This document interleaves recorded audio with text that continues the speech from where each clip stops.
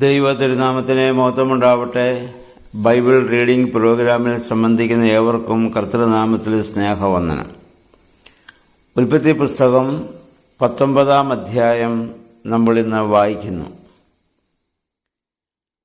19-ാം അധ്യായത്തിൽ 18-ാം അധ്യായത്തിൽ അബ്രാഹാമിൻ്റെ ഭവനത്തിൽ വന്ന 3 മനുഷ്യർ, അവർ ദൈവദൂതന്മാരായിരുന്നു എന്ന് നമ്മൾ കണ്ടു. അതിൽ 2 പേര് സോദോമിലേക്ക് പോയി ലോത്ത് താമസിച്ച സ്ഥലത്തേക്ക് പോയതെന്ന് നമ്മൾ കണ്ടു. 19-ാം അധ്യായത്തിലെ ലോത്തിൻ്റെ ഭവനത്തിൽ വന്ന അതിഥികളും സോദോമിൻ്റെ നാശവുമാണ് നമ്മൾ വായിക്കുന്നത്. ചാവുകടലിന് ചുറ്റുമുള്ള ഗന്ധകം നിറഞ്ഞ ഉണങ്ങി വരേണ്ട പ്രദേശം എന്തുകൊണ്ട് അങ്ങനെ നശിച്ചു? കാരണം ദുഷ്ടത നിറഞ്ഞ പട്ടണത്തിന്മേൽ ദൈവത്തിൻ്റെ ന്യായവിധി ഉണ്ടായതിൻ്റെ ഫലമായിട്ടായിരുന്നുവെന്ന് ഇതിൽ നമുക്ക് മനസ്സിലാക്കുവാൻ സാധിക്കുന്നു. ലോത്തും അബ്രാഹാമിനെ പോലെ നഗരത്തിലായിരിക്കുമ്പോൾ അവിടെ അതിഥികളായി വന്ന 2 പേരെ തൻ്റെ ഭവനത്തിലേക്ക് വരുവാൻ നിർബന്ധിക്കുകയാണ്. അബ്രാഹാമിൻ്റെ രക്തബന്ധത്തിൻ്റെ ഗുണം ലോത്തിലുണ്ട്. അവൻ വലിയ വിശ്വാസിയല്ലെങ്കിലും അതിഥികളെ സൽക്കരിക്കുക എന്നുള്ള ആ ഒരു മനോഭാവത്തോടെ അവരെ നിർബന്ധിച്ചാണ് തൻ്റെ ഭവനത്തിലേക്ക് കൊണ്ടുപോകുന്നത്. അന്നത്തെ അവിടുത്തെ അത് നഗരത്തിലെ ഏറ്റവും വലിയ ഒരു പാപരീതിയായിരുന്നു ഹോമോസെക്സ് അഥവാ ലെസ്ബിയൻ സ്വവർഗരീതി. പ്രകൃതി വിരുദ്ധമായ സംഭോഗ രീതിയാണത്. ദൈവം ആദ്യം മനുഷ്യനെ സൃഷ്ടിച്ചപ്പോൾ മനുഷ്യൻ ഏകനായിരിക്കുന്നത് നന്നല്ല എന്ന് കണ്ട് ഇണയായി തുണയായി ജീവിത പങ്കാളിയായി സ്ത്രീയെ സൃഷ്ടിച്ച് അവനിലേക്ക് സംയോജിപ്പിച്ചതാണ്. എന്നാൽ അതിനു വിരുദ്ധമായി പ്രകൃതി വിരുദ്ധമായ ലൈംഗികത, ദൈവത്തിൻ്റെ സൃഷ്ടികർമ്മത്തിൽ ദൈവത്തോടൊപ്പം പങ്കുവഹിക്കുവാനാണ് ദൈവം മനുഷ്യന് ലൈംഗികമായ കഴിവ് നൽകിയിട്ടുള്ളത്. എന്നാൽ അതിനു വിരുദ്ധമായി മനുഷ്യൻ ഇവിടെ പ്രവർത്തിക്കുകയാണ്. ഇതുപോലെയുള്ള എല്ലാ പാപരീതികളും ജീവിതത്തിൽ കൊണ്ടുവരുന്നത് മനുഷ്യനാണ്, മറ്റ് സൃഷ്ടികളല്ല. ദൈവം സൃഷ്ടിച്ച എല്ലാ സൃഷ്ടികളും സ്വാഭാവികമായ ബന്ധത്തിലൂടെയാണ് അതിൻ്റെ ആ തലമുറകൾക്ക് ജന്മം നൽകുന്നത്. അതിനെ വൈകൃതമാക്കി ആസ്വദിക്കുമെന്നത് മനുഷ്യൻ മാത്രമാണ്. ദൈവം അവന് കൊടുത്ത ബുദ്ധിയും അവന് കൊടുത്തതായ വിവേകവും അവന് കൊടുത്തതായ അറിവും അവന് പലപ്പോഴും വൈരുദ്ധ്യമായി ഉപയോഗിക്കുന്നു എന്നുള്ളതാണ് മനുഷ്യൻ്റെ ഏറ്റവും വലിയ പ്രശ്നം. ഇവിടെ നമുക്കറിയാം, ലോത്തിൻ്റെ ഭവനത്തിൽ അദ്ദേഹം ദൈവദൂതന്മാരെന്നറിഞ്ഞുകൊണ്ടല്ല അവരെയും സ്വീകരിക്കുന്നത്. പക്ഷേ അവർ മുഖാന്തരമാണ് ലോത്ത് അപകടത്തിൽ നിന്ന് ഇവിടെ രക്ഷപ്പെടുന്നത്. നമ്മൾ വായിക്കുമ്പോൾ നമുക്കറിയാം, ലോത്തിൻ്റെ മരുമക്കൾ പോലും ലോത്തിൻ്റെ വാക്കുകളെ അവരവിടെ ചെവിക്കൊള്ളുന്നില്ല. അവരെ അവിടെ പരിഹസിക്കുകയാണ് ചെയ്യുന്നത്. ലോത്ത് ഈ കാര്യം പറഞ്ഞപ്പോൾ, നമുക്കൊരു രക്ഷപ്പെടണം പറഞ്ഞപ്പോൾ ലോത്തിനെ പോലും അവിടെ പരിഹസിക്കുകയാണ്. 13-14 വാക്യങ്ങൾ നമ്മൾ കാണുന്നുണ്ട്. അപ്പം നമ്മൾ സമൂഹത്തേക്കാൾ വ്യത്യസ്തമല്ലാത്ത രീതിയിൽ ജീവിക്കുമ്പോൾ നമുക്കാരെയും നേടുവാൻ സാധിക്കുകയില്ല. വേർപെട്ട ഒരു അനുഭവത്തിൽ നമ്മൾ ജീവിക്കുമ്പോൾ മാത്രമേ മറ്റൊരാളെ നമുക്ക് രക്ഷിക്കുവാൻ സാധിക്കുകയുള്ളൂ. യോഹന്നാൻ്റെ സുവിശേഷം 1-ാം അധ്യായത്തിൽ നമ്മൾ വായിക്കുന്നുണ്ട്, ഫിലിപ്പോസ് എന്ന ശിഷ്യൻ, കർത്താവിൻ്റെ ശിഷ്യൻ നഥാനിയേൽ എന്ന് പറയുന്ന തൻ്റെ സ്നേഹിതനെ കണ്ടപ്പോൾ ലോകത്തിൻ്റെ രക്ഷകനായ മശിഹ കണ്ടു, അവൻ നസ്രയനായ യേശുവാണ് എന്ന് പറഞ്ഞപ്പോൾ, ഇസ്രായേലിൽ നിന്ന് അല്ല, ഇത് നസ്രയത്തിൽ നിന്ന് നന്മ വരുമോ എന്ന് അവിടെ നഥാനിയേൽ ഫിലിപ്പോസിനോട് ചോദിക്കുന്നുണ്ട്. അപ്പോൾ ഫിലിപ്പോസ് പറയുന്ന ഒരു വാക്കുണ്ട്, യു കം ആൻഡ് സീ, നീ വന്ന് കാണുക. വന്നു കാണാൻ പറയണമെങ്കിൽ ഒന്ന് അനുഭവസ്ഥനായിരിക്കണം. വന്നാൽ അവൻ അനുഭവം ഉണ്ടാകുമെന്ന വിശ്വാസമുണ്ടാകണം. അവൻ രക്ഷ പ്രാപിക്കണമെന്നുള്ള ആഗ്രഹമുണ്ടാകണം. അങ്ങനെയുള്ളവന് മാത്രമേ വന്നു കാണുക എന്ന് പറയാൻ പറ്റുകയുള്ളൂ. മറ്റെല്ലാവർക്കും പോയി കാണുക എന്ന് പറയാൻ സാധിച്ചേക്കാം. ലോത്ത് ഒരു പാപസമൂഹത്തിലാണ് അദ്ദേഹം ജീവിക്കുന്നതെങ്കിലും വ്യക്തിപരമായി അദ്ദേഹം ഒരു നീതിമാനാണ്. എന്നാൽ ആ സമൂഹത്തിൻ്റെ മ്ലേച്ഛതയിൽ അദ്ദേഹം മുഴുകി ജീവിക്കേണ്ട ഒരു സാഹചര്യം അവിടെ വരുന്നുണ്ട്. ഇവിടെ നമുക്കറിയാം, ഇവിടെ ലോത്തിനെ സംബന്ധിച്ചിടത്തോളം ആ നഗരത്തിലെ മുഴുവൻ ആളുകളും തൻ്റെ ഭവനത്തെ സമീപിച്ചപ്പോൾ തൻ്റെ പെൺമക്കളെ നശിപ്പിച്ചിട്ടായാലും തൻ്റെ ഭവനത്തിൽ വന്ന അതിഥികളെ രക്ഷിക്കുവാനുള്ള ലോത്തിൻ്റെ സ്നേഹം അത് വലിയ മാതൃകയാണ്. അത് തൻ്റെ ഭവനത്തിൽ വന്നവർ അവരെ സംരക്ഷിക്കുക, അതിന് തൻ്റെ പെൺമക്കളെ വരെ വിട്ടുകൊടുക്കുവാൻ ലോത്ത് ഇവിടെ തയ്യാറാവുകയാണ്. അപ്പോൾ ആ രീതിയിൽ ലോത്തിനെക്കുറിച്ച് നമ്മൾ ചിന്തിക്കുമ്പോൾ അദ്ദേഹത്തിന് അബ്രാഹാമിൻ്റെ ആ രക്തബന്ധത്തിൻ്റെ വലിയ ഗുണം അദ്ദേഹത്തിൽ കാണുവാൻ നമുക്ക് സാധിക്കുന്നുണ്ട്. അപ്പോൾ അങ്ങനെ ഒരു പ്രശ്നം, ഒരു സാഹചര്യം അവിടെ ഉണ്ടായപ്പോൾ നമ്മളിവിടെ വായിക്കുന്നു, അവർക്കവിടെ ഈ ദൈവദൂതന്മാർ മുഖാന്തരം ആക്രമിക്കാൻ വന്നവരെ അന്ധന്മാരാക്കുന്നുണ്ട്. 2 രാജാക്കന്മാർ 6:18 നമ്മൾ വായിക്കുമ്പോൾ എലീഷ പ്രവാചകനും ഇതുപോലെ തന്നെ ഉപദ്രവിക്കാൻ വന്ന സ്ത്രീയാക്കാരെ അവിടെ അന്ധന്മാരാക്കുന്ന ഭാഗം നമ്മൾ വായിക്കുന്നുണ്ട്. ഇവിടെ 1-ാം വാക്യത്തിൽ സോതോമിലാണ് ലോത്ത് താമസിക്കുന്ന വിഷയം. ഇവിടെ നശിപ്പിക്കപ്പെടുന്നത് സോതോമും ഗോമോറായുമാണ്. അതിനോട് ചേർന്നുള്ള ഒരു സ്ഥലം തന്നെ ആയിരിക്കാം ഒരു പക്ഷേ അത്. എന്തായിരുന്നാലും ആ 2 നഗരങ്ങളെ യഹോവയായ ദൈവം പിന്നീട് ഇവിടെ നശിപ്പിക്കുന്നത് നമുക്ക് കാണാൻ സാധിക്കുന്നുണ്ട്. ലോത്തിനോട് അവിടെ ഈ ദൈവദൂതന്മാർ പറഞ്ഞത്, നീ ഇവിടെ നിന്ന് ഓടി രക്ഷപ്പെടണം.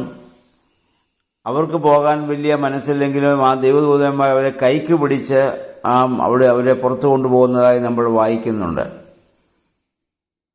അല്പമെങ്കിലും നീതിബോധം നമ്മുടെ മനസ്സിലുണ്ടെങ്കിൽ സാഹചര്യ സമ്മർദ്ദം കൊണ്ട് പാപങ്ങളിൽ നമ്മൾ അകപ്പെട്ടു പോയാലും അവിടെ നിന്ന് ദൈവം നമ്മളെ സംരക്ഷിക്കുന്ന രീതി നമുക്കിവിടെ മനസ്സിലാക്കുവാൻ സാധിക്കും. പലപ്പോഴും സാഹചര്യ സമ്മർദ്ദങ്ങളാണ് പല പാപങ്ങളിലേക്ക് നമ്മളെ കൊണ്ടുപോകുന്നതെങ്കിലും ഉള്ളിൻ്റെ ഉള്ളിൽ നീതിബോധമുണ്ടെങ്കിൽ ഒരു രീതിയിൽ അല്ലെങ്കിൽ മറ്റൊരു രീതിയിൽ ദൈവം നമ്മെ സംരക്ഷിക്കും എന്ന് നമ്മൾ മനസ്സിലാക്കേണ്ടതാണ്. അങ്ങനെ നിങ്ങൾ മുന്നോട്ട് ഓടുവാൻ പറഞ്ഞു. അപ്പോൾ മലയിലേക്ക് പോകാൻ പറഞ്ഞപ്പോൾ അവിടം വരെ പോവുക സ്വാഭാവികമല്ല. കാരണം കൂടുതൽ സമയമാണ്. അതുകൊണ്ട് അടുത്ത് കാണുന്ന സോവാർ എന്ന പട്ടണത്തിലേക്ക് ഞാൻ പൊക്കൊള്ളാമെന്ന് ലോത്ത് പറഞ്ഞപ്പോൾ അതിനും ആ ദൈവദൂതന്മാർ അവിടെ സമ്മതിച്ചു. എന്നാൽ നമുക്കിവിടെ വായിക്കുന്നു, ലോത്തിൻ്റെ ഭാര്യ പുറകോട്ട് തിരിഞ്ഞു നോക്കി. ദൈവദൂതന്മാർ പറഞ്ഞത്, നിങ്ങൾ തിരിഞ്ഞു നോക്കരുത്, മുന്നോട്ട് തന്നെ പൊക്കൊള്ളാനാണ് പറഞ്ഞത്. സോതോമിൻ്റെ നമുക്കറിയാം, ഈ സോതോം ഗോമോറ അബ്രാഹാമിൽ നിന്ന് ചോദിച്ചു വാങ്ങിയപ്പോൾ അതിന് ലോത്തിനെ കൂടുതൽ പ്രേരിപ്പിച്ചതും ഈ ലോത്തിൻ്റെ ഭാര്യ തന്നെ ആയിരിക്കാം. മാത്രമല്ല ആ സമൂഹത്തിൽ അവൾ അവിടുത്തെ ഒരു സാമൂഹിക പ്രവർത്തകയോ സൊസൈറ്റി ലേഡിയോ ഒക്കെ ആയിരുന്നിരിക്കാം. അവിടെയുള്ള പല സംഘടനകളിലും അവർക്ക് അവിടെ മെമ്പർഷിപ്പും ഉണ്ടാവാം. അതെല്ലാം വിട്ടേച്ച് ഓടിപ്പോവുക എന്ന് പറയുമ്പോൾ സ്വാഭാവികമായും ബുദ്ധിമുട്ടുണ്ട്.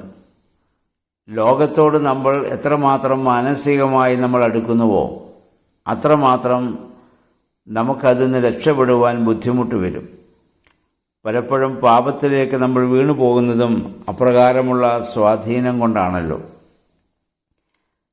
ലോത്തിൻ്റെ ഭാര്യ ഒരിക്കലും ഒരു വിശ്വാസിയല്ല. അതുകൊണ്ടാണ് അവൾക്ക് പുറകോട്ട് നോക്കേണ്ടി വന്നത്. പുതിയ നിയമത്തിൽ നമ്മുടെ കർത്താവും ഒരിക്കൽ പറഞ്ഞല്ലോ, കലപ്പയ്ക്ക് കൈവച്ചിട്ട് പുറകോട്ട് നോക്കുന്നവൻ സ്വർഗരാജ്യത്തിന് കൊള്ളാവുന്നവനല്ല.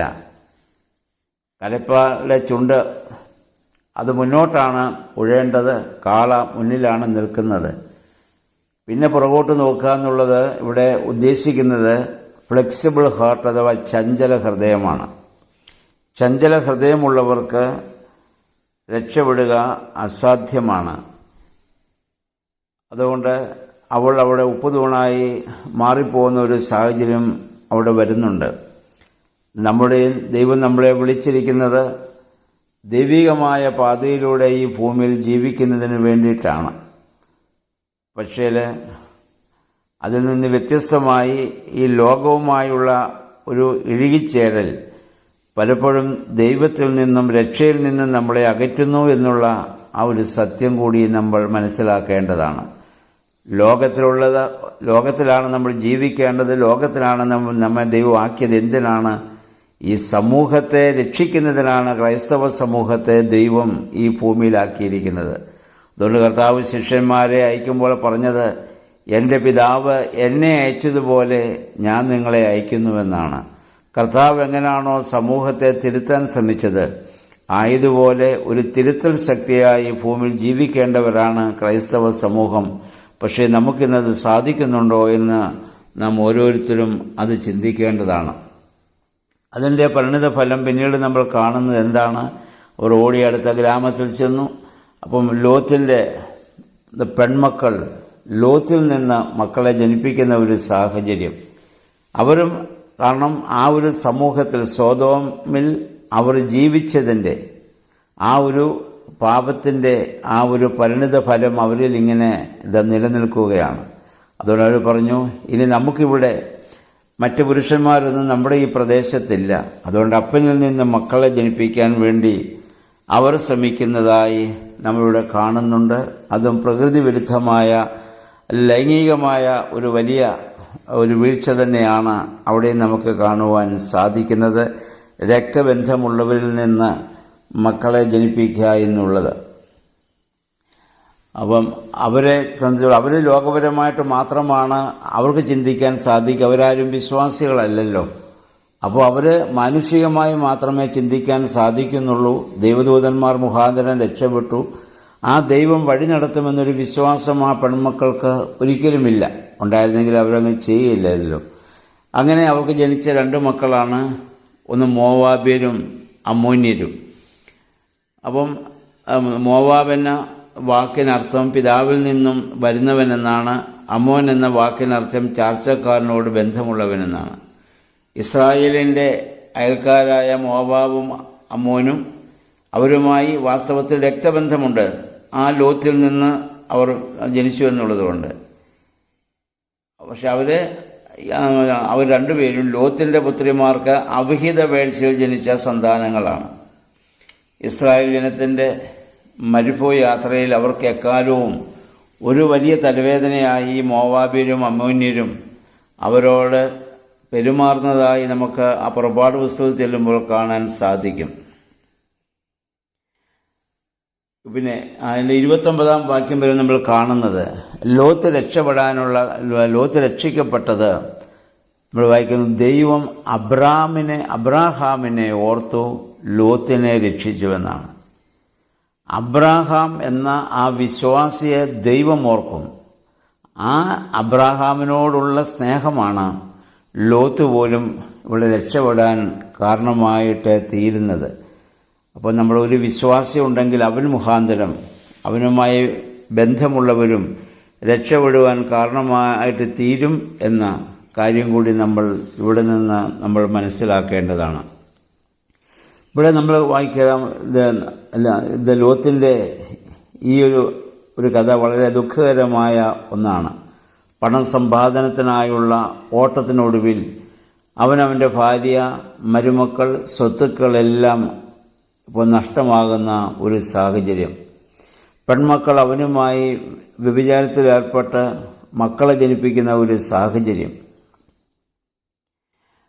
ഇത് നമ്മൾ ഓർക്കണം. എന്നാൽ യഹോവയായ ദൈവം അബ്രാമിനെ ആ വിശ്വാസത്തിലേക്ക് വിളിച്ചപ്പോൾ അബ്രാമിനെ കുറിച്ച് പറഞ്ഞത്, ഇതിനു മുമ്പുള്ള 18-ാം അധ്യായത്തിൻ്റെ 19-ാം വാക്യത്തിൽ നമ്മൾ ഇപ്രകാരം വായിക്കുന്നുണ്ട്: ഞാൻ അവനെ തിരഞ്ഞെടുത്തിരിക്കുന്നത് നീതിയും ന്യായവും പ്രവർത്തിച്ച കർത്താവിൻ്റെ വഴിയിലൂടെ നടക്കാൻ തൻ്റെ മക്കളോടും പിന്മുറക്കാരോടും അവൻ കൽപ്പിക്കുന്നതിനും അങ്ങനെ കർത്താവ് അവനോട് ചെയ്ത വാഗ്ദാനം പൂർത്തിയാക്കുന്നതിനും വേണ്ടിയാണ്. അപ്പോൾ തൻ്റെ തലമുറകളോട്, മക്കളോട് ദൈവത്തിൻ്റെ നടത്തിപ്പ് പറയുവാനുള്ള ഉത്തരവാദിത്വം ഓരോ ക്രൈസ്തവനുമുണ്ട്. ആ രീതിയിലാണ് മക്കൾക്ക് നമ്മൾ പരിശീലനം കൊടുക്കേണ്ടതും അവരെ വളർത്തേണ്ടതെന്ന് നമുക്കിവിടെ കാണുവാൻ സാധിക്കുന്നുണ്ട്. നമ്മൾ നോക്കുക, ലോത്തിൻ്റെയും അബ്രാഹാമിൻ്റെയും കുടുംബവും അവരുടെ ജീവിത രീതിയും തമ്മിലുള്ള വ്യത്യാസം. ലോത്ത് എന്തൊരു നിരാശകരമായൊരു അവസ്ഥയിലേക്ക് ലോത്തിൻ്റെ കുടുംബം പോകുന്നു. അബ്രാഹാം എത്രമാത്രം അനുഗ്രഹീതനാകുന്നു. അപ്പോൾ ആ അനുഗ്രഹിക്കപ്പെട്ട ഒരു കുടുംബജീവിതം നമുക്കുണ്ടാകുന്നതിന് വേണ്ടി ദൈവത്തിൽ പൂർണ്ണമായിട്ട് വിശ്വസിച്ച്, ദൈവവചനത്തിൽ പൂർണ്ണമായി വിശ്വസിച്ച് അതനുസരിച്ച് നമ്മുടെ ജീവിതത്തെ ക്രമപ്പെടുത്തുവാൻ നമുക്കിടയാകണം. ദൈവത്തിൻ്റെ പരിശുദ്ധാത്മാവ് അതിന് നമ്മെ സഹായിക്കട്ടെ. എല്ലാവർക്കും നല്ലൊരു ശുഭദിനം ആശംസിക്കുന്നു.